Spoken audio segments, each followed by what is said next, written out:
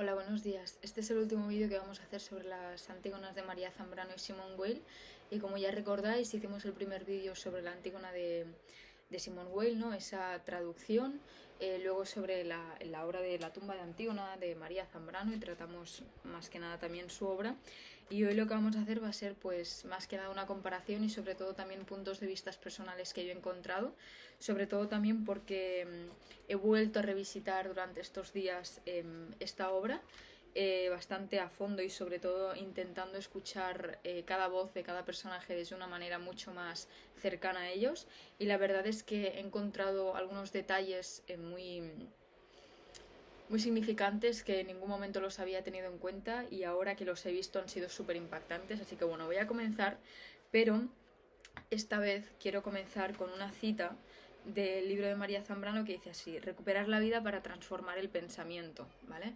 ¿Y por qué digo esto? Porque he visto que lo que separa, ¿no? esa diferencia crucial entre Weil y Zambrano es que Weil no salva con Antígona la memoria de su hermano, porque justamente es su hermano, es decir, lo único que está haciendo es que el amor que está transmitiendo es un amor impersonal, es, digamos, anónimo, ¿vale? Justamente por eso. ¿Por qué? Porque la Antígona de...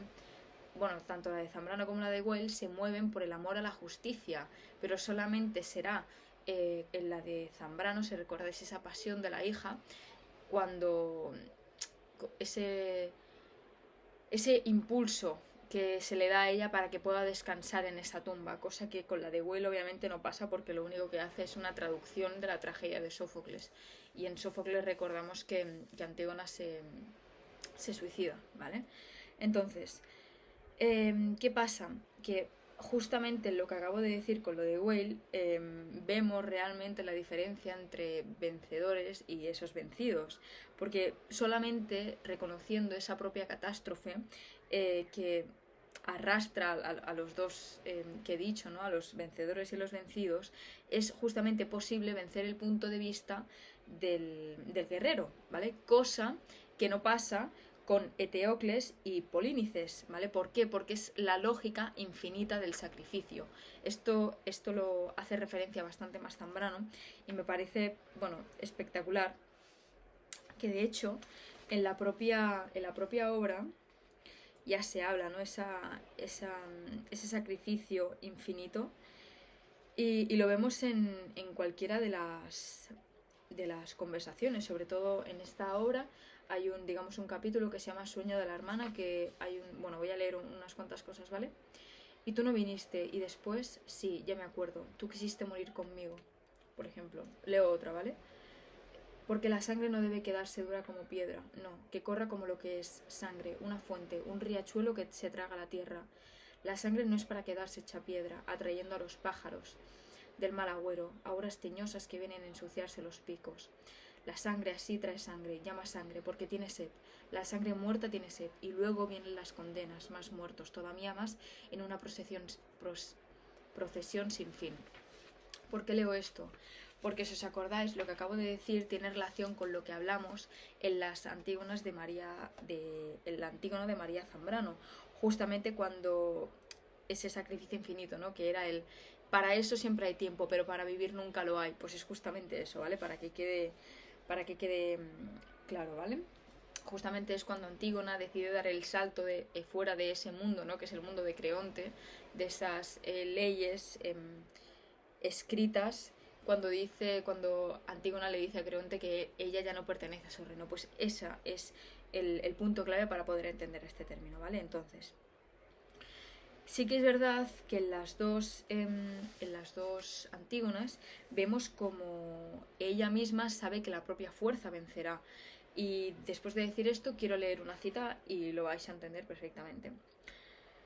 Justamente por eso hace visible otra forma de ser y de actuar, encaminada a mostrar que toda vida humana, incluso la destruida, tiene algo de sagrado. ¿Esto por qué lo digo? Porque si os acordáis, hablamos sobre los tres mundos, ¿no? Por los que transcurre la Antígona de Zambrano dentro de esa hasta llegar a esa tumba, ¿no? Que es pues el cielo, la tierra y los infiernos. Y dentro de esos mundos nos encontramos con los tres términos, que es la razón, el amor y la piedad, ¿vale? Piedad, amor, razón. Pues son estos tres términos, ¿vale? Lo que en palabras de Weil sería esto. Conocer la fuerza consiste en rechazarla, con repugnancia y desprecio, reconociéndola como casi absolutamente soberana en este mundo. Este desprecio es la otra cara de la compasión hacia todo lo que ha sido expulsado, hacia las heridas de la fuerza. El rechazo de la fuerza tiene su plenitud en la concepción del amor. Vemos, después de tratar a estas dos autoras, cómo el término del amor, también el término de la desdicha, del malheur, está totalmente puesta a prueba en cada una de las cosas que quieren transmitir en esta lectura política de la propia figura de Antígona. Me parece muy impactante cómo lo logran transmitir, sabiendo, claro, todo esto lo tengo en cuenta, sabiendo lo que ellas querían demostrar en el momento que les estaba tocando vivir, que era en ese caso la guerra civil por la cual se tuvieron que exiliar ambas pensadoras, ¿vale? Entonces, sí que es verdad que las Antígonas de ambas pensadoras forman una nueva forma de estar en el mundo en el cual no se había visto antes. No sé si es, bueno, sí, Zambrano en Electra también lo enseña, esa pasión que tiene, esa pasión de la hija, y también ese transcurso por los tres mundos. Pero lo que quiero decir es que esa nueva forma de estar implica una crítica a lo político, de la propia lógica sacrificial del poder, con la relación que tiene con Creonte, ¿vale? Sí que es verdad que leyendo, a ver si lo encuentro,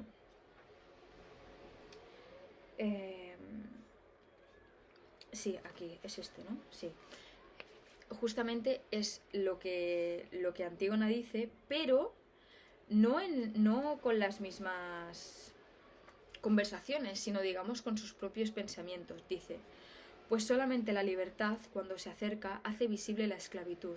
Únicamente cuando la identidad del ser que nació humanamente se aproxima, la enajenación en que vivió se apura, se consuma dándose a ver. Entonces, de lo que acabo de leer, es muy importante entender que al final Antígona, cuando, si os habéis leído la tragedia, en esas nupcias que nunca se llegan a hacer, lo más importante aquí es el término del delirio, porque ella está delirando. Al final es lo que, bueno, esto lo quiero comentar después, pero al final es la tarea que nos dejan las dos pensadoras, no dejar morir a esta figura y que continúa y que siga delirando a través de la historia, ¿no? Solo viviendo se puede morir, toda la historia está hecha de sangre. Pues es eso, ¿vale? Entonces, sí que es verdad que, teniendo en cuenta lo que acabo de decir de la lógica sacrificial del poder, teniendo en cuenta esto, vemos las contradicciones políticas dentro de la propia tragedia, porque es la propia esencia de lo que nos quiere decir, llegar a decir Sófocles. Pero aparece como una parte esencial de esa capacidad generativa y creadora de mundos, ¿vale? ¿Por qué? Porque si os acordáis, aquí es que hay un montón de citas que quiero leer. La Antígona de la tumba de Antígona dice algo así como que, aquí, ¿es este? No, este no es, aquí, es aquí, la creadora de mundos. ¿Por qué digo la creadora de mundos? Porque solamente es el amor el que puede crear nuevos mundos, el cual puede crear una metamorfosis social. Mira, sí, aquí. El amor no puede abandonarme, porque él me movió siempre, y sin que yo lo buscara, vino él a mí y me condujo. Después de haber leído esto, quiero leer esto. Saber desentrañar el amor del odio es la verdadera tierra prometida. La tierra prometida es lo que buscan todas estas figuras a la cual han ido transformando, que es esa creación de mundos en la cual ellas esperan verse reflejada a través de este tipo de figuras, ¿vale? ¿Qué pasa? Que esta tierra prometida solamente se podrá dar pues, no su esplendor, sino que sea conocida por, no diría por todos, sino por, en este caso Antígona, si se utiliza la fuerza, esa fuerza no fuerza que es el amor. Cuando hablamos de la fuerza en Antígona hablamos de no fuerza, ¿vale? Que es el amor. ¿Por qué? Porque el amor es omnipresente, porque al final el deseo del bien es muy frágil y muy pocas veces se tiene en cuenta en la manera política, pero justamente en el momento en el que se da, como he dicho, puede haber un cambio, una metamorfosis social muy grande, ¿vale? Muy bestia, que eso es lo que está buscando justamente Antígona, no redimirse al poder de Creonte, ¿vale? Que de hecho, también, no sé si es... Sí, bueno, cuando le dice algo así como, si tienes ansias de amar, vete allá abajo a amar, ¿no? En plan, de que le está diciendo que se vaya con sus hermanos que ya están muertos, ¿no? Lo quiero leer, a ver si lo encuentro. Aquí. Aquí Creonte le dice, vete pues allá abajo para amarlos si tienes la necesidad de amar, ¿vale? Vemos como en toda la tragedia, vemos como el término amar es imprescindible, ¿vale? Entonces aquí, dentro de lo que acabo de decir, de ese cambio, ¿no?, social, esa metamorfosis, quiero leer una cosa, ¿vale? Mientras la historia que devora la muchacha Antígona prosiga, esa historia que pide sacrificio, Antígona seguirá delirando, ¿vale? ¿Por qué? Porque al final esa tarea, ¿no?, que nos deja estas dos autoras es, digamos, no sé cómo decirlo, interrumpir el delirio de la propia figura de Antígona allí donde se manifieste, allí donde las podamos encontrar, ¿vale? Que es justamente lo que nos dejan estas dos autoras. ¿Por qué? Porque el delirio de Antígona irrumpe, digamos, el continuum de la dominación política occidental, apartando de su origen a la propia patria, ¿vale? Que para Zambrano es un término súper importante, la patria, ¿vale? ¿Por qué? Porque lo que hace Antígona es que sobreviene a sus valores, o sea, digamos que sondea sus propias raíces y ahí saca de su propia oscuridad, o sea, expone su oscuridad, ¿vale? Y es ahí donde se crea esa luz en la cual la podemos ver a ella reflejada en todas esas, en todos estos términos que hemos ido viendo, sobre todo el amor, que es lo que quiere ella transmitir, ¿no? Y ahora quiero leer una última cita, que esto se entiende súper bien, cuando lo que acabo de decir de que sobrevierta sus propios valores, ¿vale? A ver si lo encuentro.